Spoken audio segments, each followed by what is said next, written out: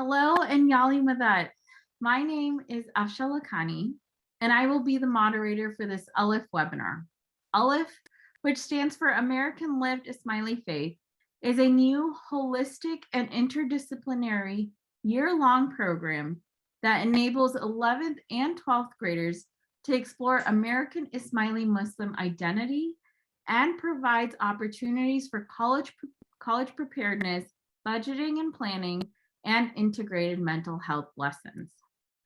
The ALIF webinar series has been conceived as an initiative across the youth serving Jamati Institutions aimed at engaging the upper secondary students and their parents, but it is open to the entire Jamaat. The series aims to explore the foundational underpinnings of the ALIF program through developing a stronger understanding of engaging upper secondary students within the context of our faith. Before we begin, I would like to read a land acknowledgement. Land acknowledgement is a formal statement that recognizes and respects indigenous people as traditional stewards of this land and the enduring relationship that exists between indigenous peoples and their traditional territories. To recognize the land is an expression of gratitude and appreciation to those whose territory we reside on, and a way of honoring the indigenous people who have been living and working on the land from time immemorial. It is important to understand the long existing history acknowledging that the land on which I reside is the occupied seized territories of the Muscogee Creek Nation, whose elders looked after this land for generations, which is now known as the Atlanta area. These tribes have stewarded this land throughout the generations, and we would like to pay our respect to elders both past and present.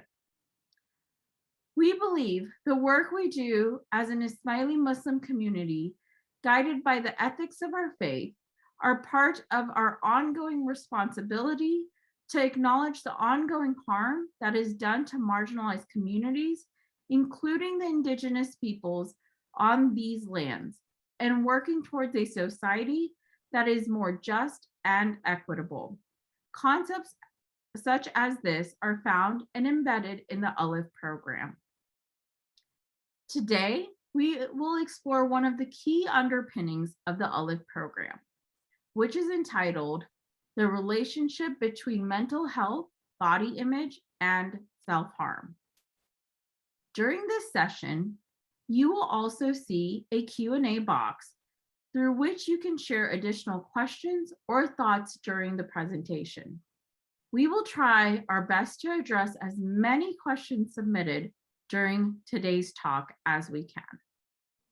With that, let me introduce to you our speaker today, Dr. Kiran Bhayani-Larsen. Dr. Bhayani-Larsen has extensive experience working with children and adolescents from diverse backgrounds. She has conducted psychological assessments for children with a wide range of difficulties, including autism, ADHD, learning disabilities, and social emotional defects. Dr. Bhayani-Larsen received her Bachelor's of Science degree from Purdue University. She earned her doctorate in clinical psychology as well as her master's degree from the Chicago School of Professional Psychology. Throughout her graduate training, Dr. Bhayani-Larsen worked in various therapeutic day schools, community mental health, and private outpatient settings. Welcome, Dr. Kiran Bhayani-Larsen. We are so honored to have you joining us today. Thank you so much, Afshan. Thank you for having me. Awesome. So let's just go ahead and get started, if that works for you. Yeah, absolutely. Awesome. Yeah. So to start off, I think it'll be helpful for us to have some foundational learnings or simple definitions. So can you help us understand the basic definitions of words such as body image and self-harm? Absolutely, yeah. So let's start with body image. So what is body image, right? So body image is defined as really how an individual sees themselves in terms of their physical appearance and attractiveness. And there's really two components to that, right? It's either a satisfaction with your body image or we feel dissatisfied. And I want as audience members for you guys to start thinking about, when we say the word body image, kind of what comes to mind, right? And oftentimes when we do that, the first word that comes to mind is weight. But my hope today really is for me to present a broader view of what body image is and how that relates to self-harm, right? So when I talk about this broader, view of body image, I'm talking about weight for sure, but I'm also talking about, height, shape, size, that can include hair color, skin color, right? So there's a lot of aspects of our body, our physical body, that is included in this idea and this concept of body image, right? Oftentimes when we feel what we feel about our bodies is based on assumptions. And I really want as audience members for you guys to start thinking about assumptions, because I'm going to bring this up later. And I really want to talk about how our assumptions play a role in our overall concept of body image and how we feel about ourselves. I think it's really important to keep in mind that oftentimes our perception of our body image or how we feel about ourselves doesn't quite fit with how others see us, right? That's when we start to think a little bit about this distorted idea of body image that I'll also kind of talk about. Another aspect of body image is that it often fluctuates, right? So it's not always stable. It will go up and down. So, thinking a little bit about, I'm sure there's been days that, you felt, that you look really good when you look in the mirror versus days where you're not feeling so good about yourself, right? So that's what I'm talking about when we talk about it fluctuates. I know I felt that way too. And it can really vary depending on, the day, kind of what's been going on during your day, your mood. It might also, be impacted by what you're wearing that day, how you're feeling, right? So those are all going to be things that contribute to your overall body image. So as I'm talking about body image, I want you to help kind of build this idea that it's really linked to our overall sense of self, right? Our overall sense of well-being. And it can really have a huge impact on us, and negative impact if our overall body image is low, right? And as a psychologist, what my job is to say, we all go through days where our body image is going to go up and down, right? But really, my job is to look at if it's consistently low and if it's really impacting you day to day. That's where I come in. And that's where we're going to start to really look at how it's affecting other areas of your life and how it's going to, lead to possibly some unhealthy coping mechanisms such as self-harm. So now I'll kind of go a little bit into what self-harm is. Is that okay? Yeah, please. Okay. So, in the most simplest terms, self-harm is the intentional act of harming oneself, right? So although it's intentional, I think it's really important to distinguish between self-harm and suicidal intent, right? So oftentimes, that's not always the case, but more times than not, what we find is that, those individuals who engage in self-harm are not doing it with the intent of ending their life, right? So oftentimes when an individual discloses that they're engaging in self-harm, there's this, this reaction of someone being scared, and they feel like they don't know what to do, which is completely valid. And at the same time, I think it's really important for us to distinguish that it does not always mean suicidal ideation, right? So a lot of times I get the question, especially from parents. I know a lot of the audience members here today are parents. Why does my child engage in self-harm, or why does my teen engage in self-harm? And there's a lot of reasons, right? As I go through these reasons, a couple things to kind of keep in mind are that these are not the only reasons, and there's not always one reason that an individual or youth might be engaging in self-harm, right? It can be a combination of all of these. What are some of those? I think the biggest one is going to be, coping with really intense emotions. It is self-harm is a coping mechanism, an unhealthy one. It does not mean it. Self-harm is not a mental illness. I'll talk a little bit about that too. Oftentimes individuals self-harm because it's a way to distract from other negative emotions, right? And with that being said too, we talk a lot about emotions, but a lot of times when individuals are feeling these, really, really intense emotions, they can often feel kind of numb, right? And so by physically harming themselves, it's their way of feeling something, right? So day to day, I'm feeling so numb that I don't even know what I feel anymore. And by engaging in self-harm, that can give them a little bit of that feeling, that physical feeling, right? Connected to that a little bit, it's oftentimes individuals engage in self-harm because it's their way of developing a sense of control, right? Again, we talk a lot about intense emotions, and when we feel negative emotions, sometimes it feels like an out of control feeling. And by engaging in self-harm, it gives individuals that sense of control, right? Everything in my life feels out of control, and this is the only way that I can get a little bit of that control. And then finally, I think, a lot of times people also engage in self-harm because they feel like they deserve it, right? This is going to be a little bit more complex in the sense of oftentimes individuals who have the urge to self-harm, they have all these beliefs, right, in their head, right? We can all think about and relate to, sometimes we have these thoughts in our head, right?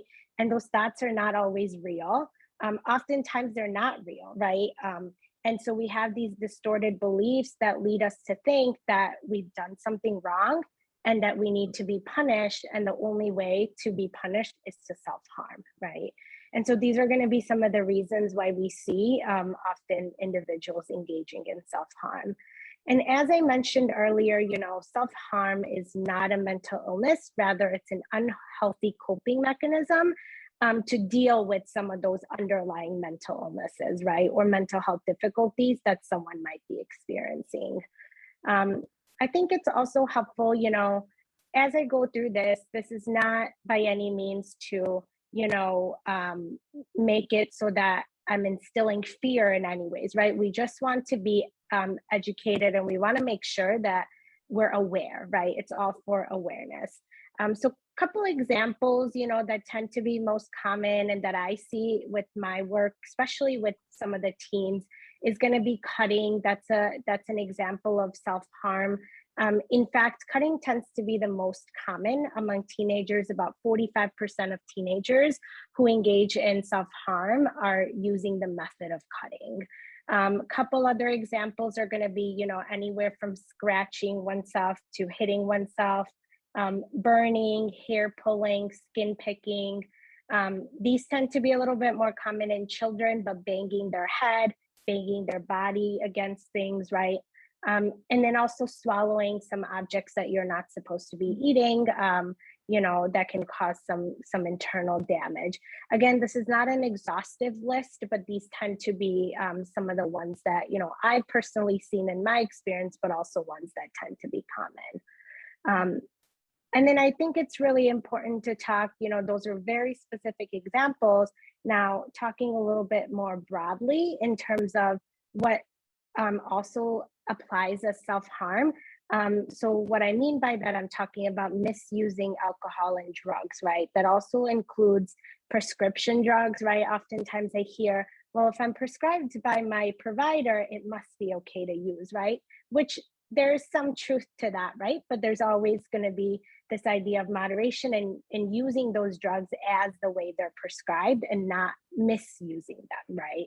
And then finally, a big one that we actually see among our teens are going to be eating disorders, right? Those are a way of self-harm, even though it's its own category, and I can have a whole presentation on that. But anything from, restricting, so I'm going to not eat at all, to also purging, right? One of the ones that are the most common are going to be that self-induced vomiting. So, I eat a lot and then I feel really guilty and shameful, and then I'm going to vomit, and then it becomes a cycle, right? So these are going to be kind of some of these big self-harm components that as psychologists we look out for. Wow, Dr. Kiran, I feel like we just got through the first question. You've already given us so much information of like things that I am already thinking about and more questions that are coming to my mind. And I think you started to kind of dabble into this as you responded to those questions, but can you tell us just a little bit more about the connection between body image self-harm, and how common is it for us to see this coming out within individuals? And is there a specific age that all of these starts, and like the perception of body image and self-harm starts to form within individuals? Absolutely. That's a really, really great question. So when we talk about, how the two are connected, really what we're talking when we talk about body image in relation to self-harm, more times than not, right, there's an underlying assumption that there's a component of like a distorted or a poor body image, right? There's something negative. And then the other big variable that helps connect the two is going to be self-esteem, right? So a little bit of distinction between self-esteem and self-harm. So self-esteem is going to be this overall broad sort of term for how we feel about ourselves day to day, right? And then we get a little bit more specific, which is body image. That's going to be still going to be about how we feel about ourselves, but really about our physical selves, right? Kind of like some of those examples I gave. And so what starts to happen, and there's a lot of variables that connect the two, right? So there's a cycle of different variables that both body image and self-harm are a part of, right? So an example of that would be, let's talk about, a positive body image, right? So let's say I feel super comfortable with the way I look physically, right? That's going to likely lead me to have pretty high self-esteem or, good self-esteem, right? What that's going to do is that's going to lead me to be at less risk, less likely to engage in negative coping mechanisms, such as self-harm, right? And then overall, that's going to help me feel better, right? Because I feel really good about myself, because I feel really good about the way I look, that's going to put me at less risk for engaging in that negative coping mechanism. Now, quite the opposite of that would be, if I don't feel comfortable with myself, I'm more likely to have that low self-esteem, more likely to engage in self-harming behaviors, because overall I don't feel good, right? I'm in that unhealthy mental state, right? And oftentimes we talk about this unhealthy mental state. What does that even mean? There's a lot of ways that a negative mental health looks. Couple things that I like to highlight, dealing with situations in an unhealthy way, right? So here we're making that connection again with self-harm, which is an unhealthy way of dealing with situations. So as a psychologist, really what I'm doing in my work is helping my teams, and really any individuals I work with develop healthy coping mechanisms, right? We definitely want to do that. And then the other side of that is not solving problems adequately, right? Which is going to be in an unhealthy way, or not solving them at all. I've been guilty of kind of ignoring problems, right? Sometimes as they come up, kind of brush them to the side. I'm sure as audience members, you guys can come up with ways that you've done that too. And the reality is we need to kind of face those problems, right? It may not be that you have the mental capacity to face it right now, which is totally okay. And we do need to do it at some point, right? Because just because we ignore them doesn't mean they go away, right? Then what's going to happen is they're going to build, and then we're going to be more likely to use some of those unhealthy coping mechanisms, right? So what we want to do is we want to deal as we go.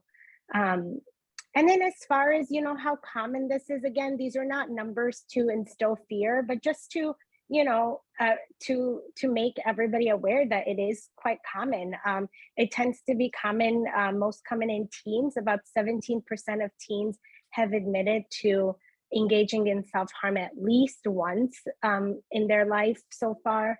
And then the second most common population tends to be those college students. So about 15% report engaging in self-harm. And then we see quite a bit of a decrease in adulthood, which is at about a 5% rate. And then in terms of, gender, it does tend to be a little bit more common in women and girls. However, a lot of the research does show that it's not that men or boys are not engaging. It's just that it's a little bit less reported. So because of that underreporting, the numbers are a little bit skewed. And then finally, we do find that sexual minorities are going to be at a higher risk of self-harming. So we're talking whether it's a gender minority, sexual orientation, so those are going to be our youth that are going to be at a higher risk of self-harm. And I know, Afsha, you had also asked, is there an age? Again, I think this is going to vary between each individuals, but research kind of shows that the average onset is around 13 years old. And we can kind of start to think about why, right? That's kind of that start of the teenage year. They're going through a lot of changes physically, socially, developmentally, right? So there's a lot going on for them, and that's why we see that spike and kind of that start of those unhealthy coping mechanisms. So it's so important that we're making sure that we're really aware of these signs, right? Especially as they get to that teenage years. Yeah. Okay. Wow. Great information. So thank you for sharing that. I think one of the things that I constantly went back to, even as you were answering the second part to my question, is that the fluidity that you mentioned, right? It's like we all have different days or feel differently about our body image and how we view ourselves every day, but then the consistency part is something that we should pay attention to and how it's impacting us or our children. So I really appreciate that. So thinking about that, 13 is such a young age, and to have those starting to play, and I think, and you started answering this question, but what are some of the root causes that lead towards body image distortion, and how, if any, does social media play a role into this? Absolutely. Another great question. So, when we talk about root causes of body image, there's a lot of factors, right? With anything we're talking about here, there's a lot of different factors that contribute to it.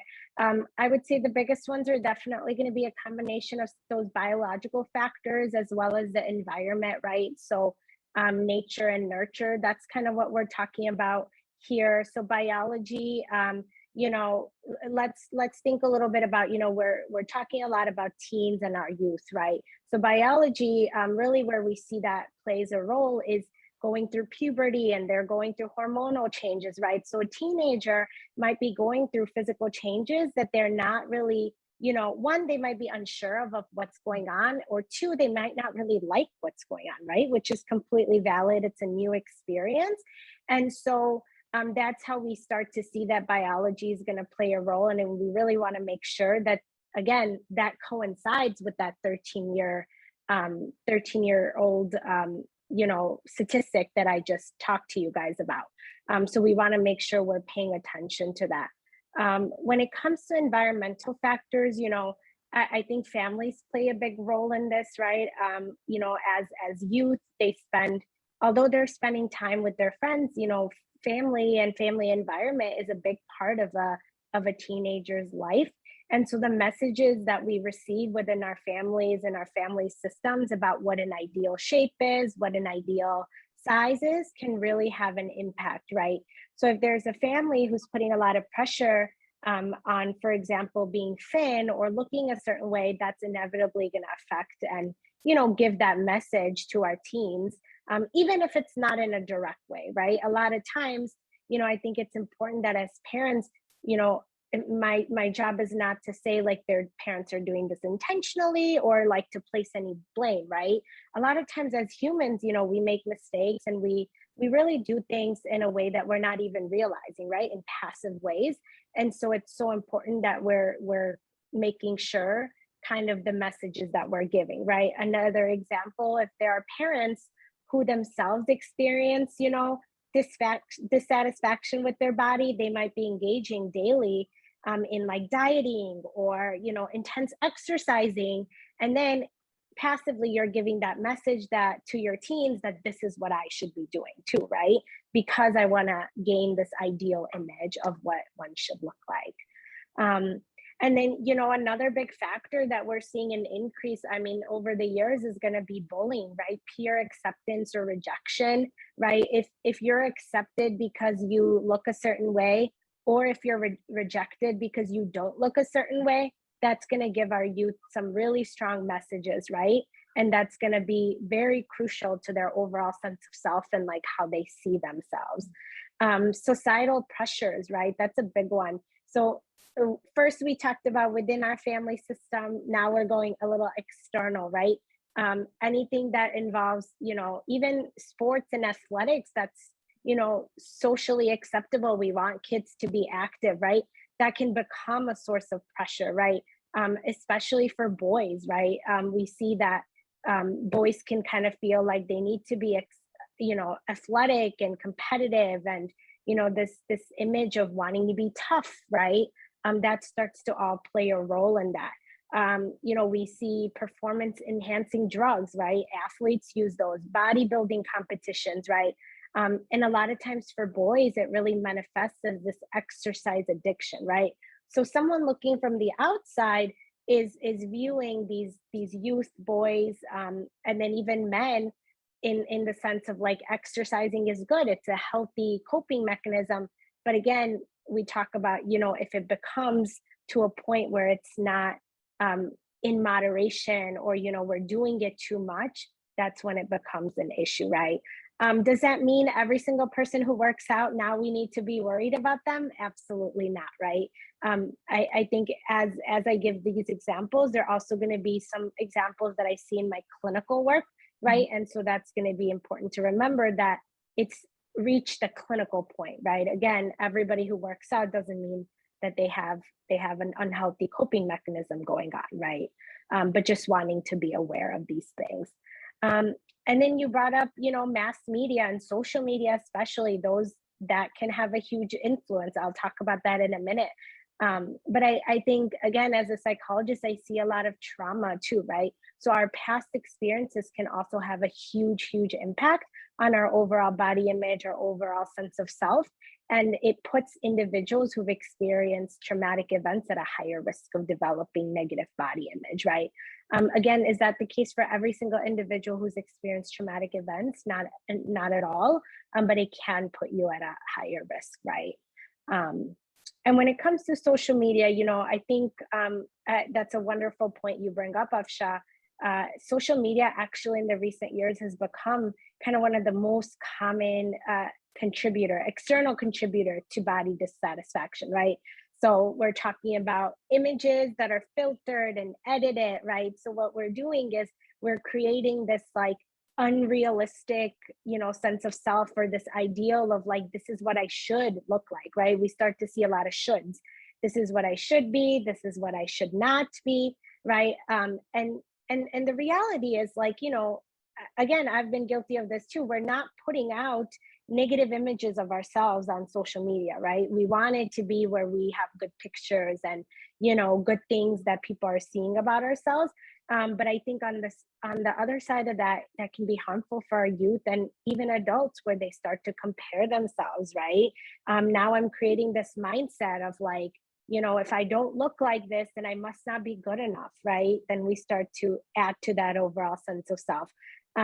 I think we've also seen some jealousy and envious, right? People can be envious of others. Like, why can't I look like that? You know, why am I going through puberty and looking like this where someone else is looking really good, right? So those can happen. And, you know, I think my final point when it comes to social media and just mass media in general is going to be that, you know, advertisements and media messages, they're carefully crafted by individuals to have very intended sort of messages, right? It's a construct. So making sure that we're aware that everything we see online is not always true, right? And that we need to be careful about that. With that being said, you know, I think there's quite some positive impacts of social media too, right? There's positive, body positive social media campaigns. There's also like a sense of community that people can find, right? Within social media or just media in general. And it can also serve as a source of motivation, right? Maybe you've gone through something where you see a workout that really resonates with you and you're going to use it, right? That's going to motivate you. So I think it can have a lot of positive impact as well. We do tend to see a little bit more of the negative, but I think it's important to also talk about the other aspect too. Yeah, absolutely. And, just personally, I feel like I've noticed to start seeing a little bit more social media pages that also do focus on like what you see on the internet is constructed in different Yeah. ways and edited and things like that. So keeping that in mind, because like you said, what you see is not always the truth. And it is constructed in different ways. Definitely. And the only other thought that I had was, as you were talking about environmental factors, um, the thoughts that were going through my mind were even when people say phrases like, well, toughen up for like Yeah. be a tough guy or something, and those and how that even just some of the phrases that we use and the way that we make just general comments also resort to a stereotypical body image that we're expecting specific genders and sexes to have. Absolutely, 100%, right? Like if a boy falls, we might hear parents say, or even, other people say like, toughen up, it's okay, right? Be a man. Absolutely, Yes, great point. yes, yeah. Yeah. Okay, thank you. That was really helpful. Thank you for sharing that.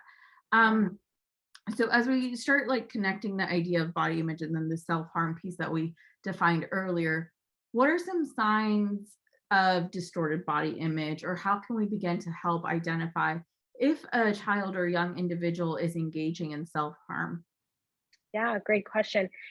I think I want to talk about this sort of concept as being integrated in the sense of like there's definitely signs, physical signs of Mhm. self-harm, but then also just overall, social emotional signs that are going to kind of be interrelated, right? Again, these are not examples to, instill fear. It's more to raise awareness, and they're going to be more from my kind of lens of the clinical aspect, right? So it's going to be that it's reached a point where it's become sort of an ongoing issue, right? So couple signs though to keep in mind, very visible marks such as scratches when teens are, or any individuals are engaging in self-harm. We're going to start seeing marks, cuts, if they're burns, and they're going to be sort of ones that are not clearly explained by typical activities, right? So if a kid,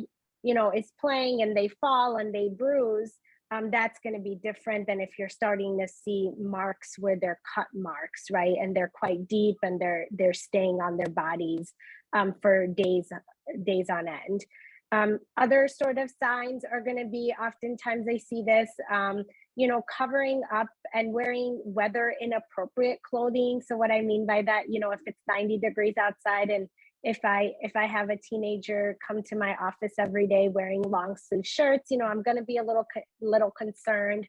Or even, kids refusing to participate in activities that involves, exposing their body more, such as swimming, right? Things like that. Again, that doesn't mean every single individual who's wearing a long sleeve shirt in the summer is engaging in self-harm, but just some things to be aware of.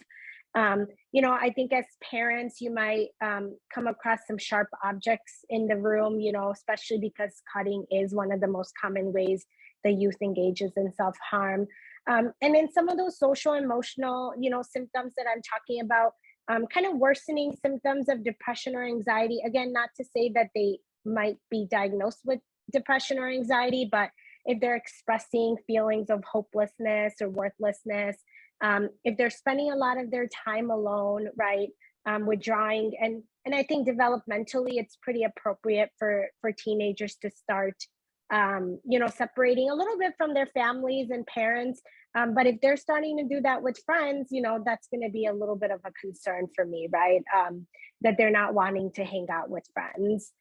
friends that they typically enjoy hanging out with, right? They're not going to want to hang out with everyone, but just kind of being aware of some of those signs. Difficulties with relationships, right? Or unstable relationships. Again, I think it's not uncommon for kids to kind of start to separate a little bit from their parents, but if they're having a lot of fights with their friends, or if they have significant others and they're having a lot of fights with them, that's going to be maybe a red flag as well. And then some impulsive behaviors, right? So mood swings, if your teenager is starting to lie a lot, and physical aggression, right? Hitting, punching, throwing things if they're getting in trouble at school. Again, that might not always mean they're engaging in self-harm, but they can be red flags in general for parents to be like, you know what, I'm really concerned, right? Let's talk, let's figure out what's going on. Binge eating, right? That's where we start to see eating disorders come up again. And then just general emotional outbursts, right? Again, that will relate to some of those mood swings where they're being a little bit more reactive than hearing you out. Those are going to be some big signs. Okay, that's really helpful. And not often the easiest things to think about when we think about if our children are engaging in self-harm, but those are really helpful things to look out for. So thank you for sharing that. The last question I have before I start dabbling into some of the questions that are coming in from our audience is, how can parents get support to prevent or mitigate distorted body image and their children possibly exposing them to self-harm? Yeah, that's a great question. I know I said that to all of them, but you're bringing up a lot of great questions that, I think are so important to talk about, starting with self-harm, right? So, I think there's a lot of things that we can talk about under this sort of question, but some of the ones that I want to highlight are really, let's say if you have a teen who's come to you and said, I'm engaging in self-harm, or I'm feeling super depressed or anxious, right? I think the biggest thing is going to be managing your own reaction, right? Whether that's you finding out by them telling you, or you found out a different way, right? The important thing here is that we want to make sure we're managing our own reactions, which I completely understand can be so difficult to do, right? As parents, you love your kids, you don't want them to be going through any of this. And at the same time, we want to be able to support them by managing our reaction. And the reason why I say that is because we don't want to be reactive, we want to be proactive, right? We want to be proactive in the sense of start asking questions like, how can I help? What do you need from me? And the reality is the teen might not always have the answers to these questions, but just by you asking them these questions, instead of being like, I can't believe you're doing this. This is so bad. You have to stop, right? You're doing this for attention. These are just some ways I've heard parents respond, right? You're opening this door of open communication and honest communication, right? From my experience, and again, it can't be that it's always true, but teens oftentimes when they approach their parents about very difficult situation, they almost expect that their parents are going to have this big reaction. And so what you want to do is you want to give them quite the opposite, right? If you stay cool and collected, even though I know you're not feeling that way, right? That's going to not only help them, but that's also going to help you, right? How is it going to help them? I think, and I think about myself again, if I'm in a situation where there is a crisis and I approach somebody and they also have a big reaction, I will become even more reactive, right? Where if I go to somebody and they actually hear me out and they respond in a calm manner, that's going to put me at ease. That doesn't mean my crisis is going to go away, but that's definitely going to put me at ease, right? And be more likely for me to disclose what's really going on, right? And how does that staying calm help parents? I really think that parents have a lot more tools than they give themselves credit, right? Especially in these hard situations. So the more, calm you stay, the more you're going to feel like you can go get through the situation in sort of a clear way, right? You're going to be able to see the big picture. We're definitely going to have a reaction, but you want to try to stay as calm as possible, right? Just to make sure that we're really listening to our teens and making sure we know what they're saying. That also involves non-judgmental listening. What does that mean? It sounds very easy, but it's so hard to do, right? Listening without adding your 2 cents. And as parents, you have every right to add your 2 cents, and there's a time for it, right? That might not be the right time when your child is having a crisis.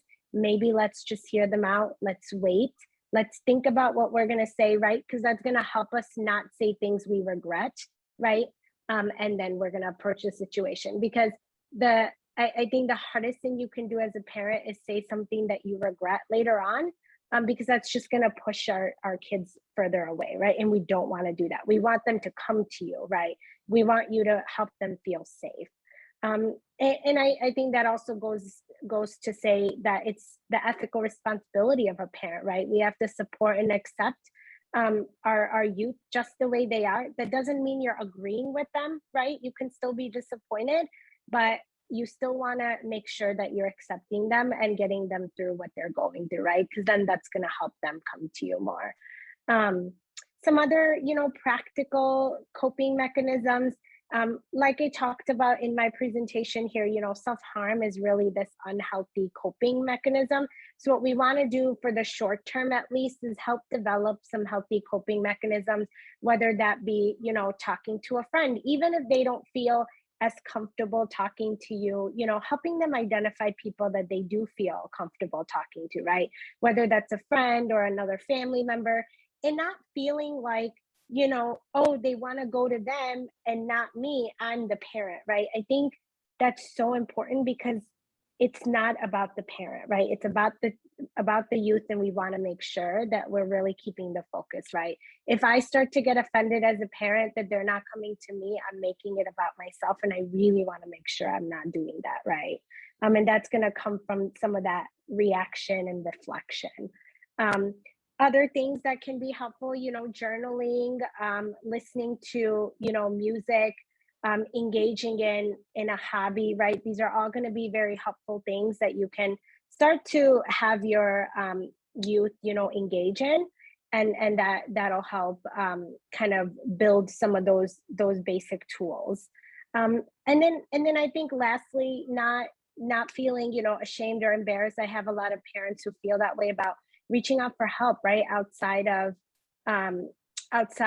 just within the family or our community, right? There's professionals out there, psychologists, therapists, to help with these situations. And we have, if it feels like as a parent, I don't know where to start, I've reached out to family, I've reached out to Access. We have a lot of resources within, but there's also a lot of resources outside, right? Starting with your primary care physician, right? They're going to really be able to kind of lead you to the right person, give you referrals, and really help you understand if it is a situation that needs to be sort of escalated, right? So those are going to be some basic helpful tips to kind of start with. And then finally, checking in daily, right? So even if, let's say if your child is no longer engaging in self-harm, or they're feeling better, I think checking in simply can make such a big difference. How are you doing? I think a lot of times, again, I've been very guilty of this. We tend to check up on people who are not doing well, right? And I think it's so important to continue to check up on people who are doing well, right? Because that's gonna, again, open up that communication of, oh, I'm not only reaching out when things are bad, I'm also with you when things are good, which is how the relationship should be. I love all of that. Love the resources that you shared. And, just from those few questions that we've already asked, like my page of notes is full for myself. And, from whether it was talking about helping me better understand the definitions of what body image and self-harm looks like, to even thinking about the type of language I use when I'm conversing with a young individual about things that can be associated to body image, and even how they view themselves in a holistic way, towards even thinking about the environmental and the biological factors that play a role. And it's so interesting, because I know we did talk a lot about family, but even if I kind of hone into the Jamati piece, like we as a community, we as a Jamaat also have so much influence when we come into contact with our youth on a day-to-day basis. And how are we as a Jamaat supporting positive view of self to our youth, instead of making them feel like they can't show up to Jamaat Kana how they need to in a comfortable way. And I think even from this last piece that you just shared, one of my biggest takeaways was how parents respond, but I'm just going to generalize it to how we respond to our youth when they come forward with concerns and wanting to express that they need help, or they're having certain thoughts, or they're feeling uncomfortable. While we may be internally freaking out a little bit and having our own anxiety and stressors come up, to avoid kind of responding with that stress and anxiety and fear that's coming up within us, to also stop from having our children feel like we are aiding or adding to the shame and guilt that they're already feeling, right? Yes. So I think so much great information in just a few questions that we've asked, but we do have some that have come in from the audience as well. So if it's okay, I would love to just spend a few more minutes asking some audience-based questions. Is that okay? Absolutely, yeah. Awesome. So earlier you mentioned the issue of cutting as a part of self-harm. Can you help us understand what that means? Yeah. So cutting is going to be, sort of a form of self-harm, right?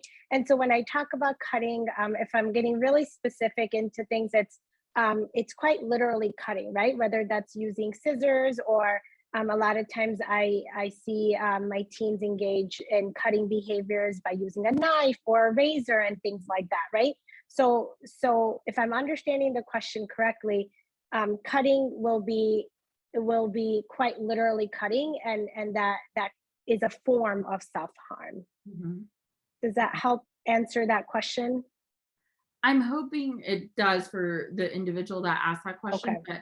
But what I'm hearing is like specific ways that we can look out for what types of self-harm and cutting is associated, like what type of cutting is associated. So that's helpful. Yes. Thank you. The next question we have is, how would you recommend working with children or young adults through body image associated to social acceptance?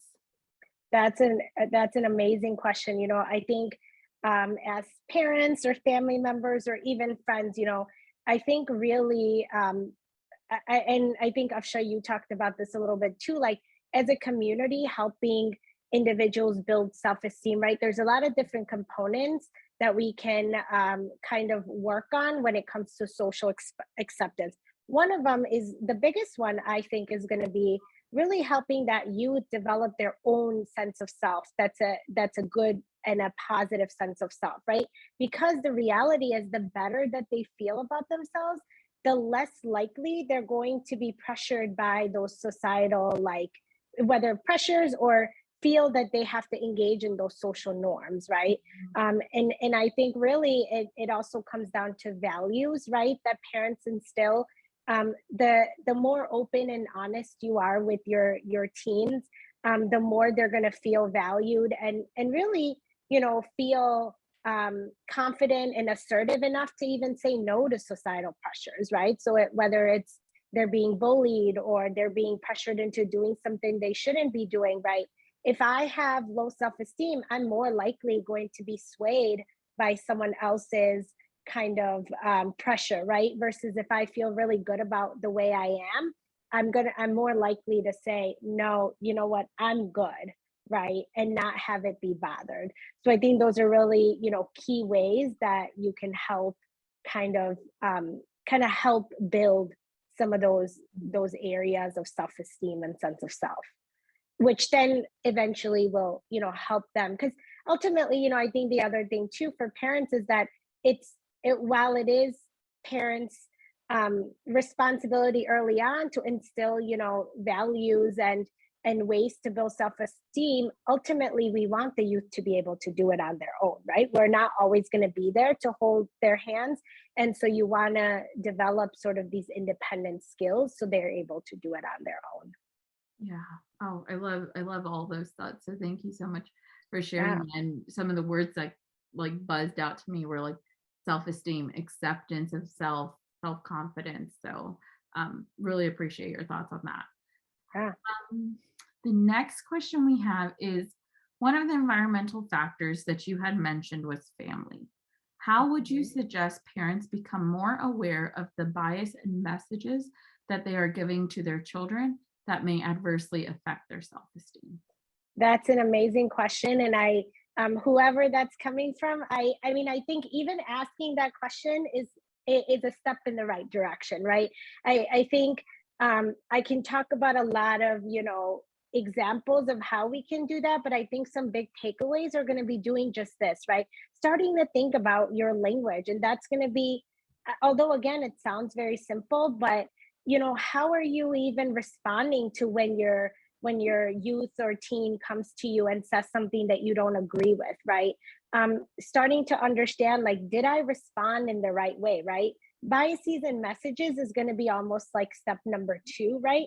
The first is going to be starting to kind of really become aware, like, is my response even a positive one, right? And if it's not, why isn't it? And then going a little bit more into, like, what are some of these biases and messages. I think the other piece too that can be really helpful is talking to other parents, right? About how they approach situations and really feeling like you're not alone. And educating yourself, right? Thinking about how can I respond, and how can I become more aware of ways to respond in a more positive way than kind of give in to my biases. I think the biggest and the hardest part is being even aware that you have them, right? I think a lot of times it's really hard to admit that we all have biases, but without being aware, we can't tackle them, right? So if we don't know if we're doing something, we can't improve upon it. So just taking note of really intentionally, um, if my child comes to me and says they want an extra hour past curfew, instead of reacting, oh my God, what are they doing? Why do they need an hour? Like, no, absolutely not. Taking a step back and really thinking about, okay, why, right? What's the purpose in having that conversation? Yeah, I love that. Thank you. I want to be mindful of our time, so I know we're creeping up to our hour, but I have one more question I think would be great to close us out before we do our closing. So I'm going to ask one more audience question, if that's okay, before I close this out. Mhm. My question is that we parents are also human beings, and it is not always possible to be positive at all times. What would your advice be to us being parents? Yeah, I think you're absolutely right. And, I hope that there's kind of one main point that, as parents, you guys get out of this is that that's not what I'm asking, right? I'm asking you to show emotions that fit the situation, right? So, does that mean being positive all the time? Not at all. Does that mean being negative all the time? Not at all, right? One, it's finding that balance. And two, really being authentic, right? So, if there is a moment where you're feeling down, you might have the expectation that I need to be all positive and happy for my child, and the reality is then you're modeling that they need to be happy all the time, right? And we don't want that. We want you to be able to express your true emotions, because that's going to model to our kids that they can do the same, right? It's interesting that this point came up, because one of the things I had written in my notes here is that as parents, we have to learn how to give yourself a break, right? I think it's so important, because again, there are these expectations within parents that, I have to do this for my child. And the reality is, like, if you start to do it for yourself, it's inevitably going to be for your child as well, right? Because we're going to model things. And so when you stop having those big expectations of wanting to be positive all the time, for example, things are going to start to work out in ways that you don't even realize, right? And I think it's okay to not know what you're doing all the time. I think it's okay to show negative emotions. I think it's also okay to ask for help. And I think the biggest one is also going to be, it's okay to apologize when you mess up, right? I think as parents, you oftentimes want to feel like you have it all together. That's not reality, right? We want to make sure that we're being true. And so that also means if you say something you regret, or you do something you regret, that you apologize, right? Because then the teen's going to do the same. So those are some big highlights of that question. Thank you for asking that, whoever did. Yeah, and I think that question itself does such a great job of bringing us full circle for Yeah. what you even said at the beginning, right? We as parents, like, how are we showing up for our students? What are we presenting to them? And by saying like we're not perfect, also Mhm. the pressure off of our children to say, hey, I don't need to be perfect. I need to show up as my best self. Um, Absolutely. and how as parents can we give ourselves that grace and Hmm. gratitude to not have that perfectionism mindset or be thinking that they have to be perfect so that I can translate to our children as well. Amazing. Thank you so much. And thank you for all the questions that have come through the chat box. I know we are at time, a little bit past time. So for those questions that we weren't able to answer, we tried to get as many as we could, but if you have more questions, we will try to see if there's other ways for us to answer. However, thank you so much, Dr. Bhayani-Larsen, for this wonderful conversation. And a special thank you for all the audience members that joined us today for our 5th ALIF webinar. A couple of announcements that we have before you go. If you would like to learn more about ALIF or join the team who teaches, trains, or coaches our teachers, please feel free to use the link that's in the chat box, and we'll be more than happy to reach out to you to see how you can be connected with ALIF resources and be a part of the team. For the recording of this conversations and even previous similar conversations that we've had, please visit the Facets of Faith page on the.Ismaili USA. The link is also available in the chat box. I know Farhana had posted it earlier, but we'll make sure it gets reposted if needed. And last but not least, please do take a minute to take a survey of our session today. It should be popping up on your screen as you leave. So we really hope you take a few minutes to just give us some quick feedback so that we know how to offer more programming that is suited to your needs. Once again, thank you, Dr. Bhayani-Larsen, and thank you all so much for joining us. And Ya Ali Mavet.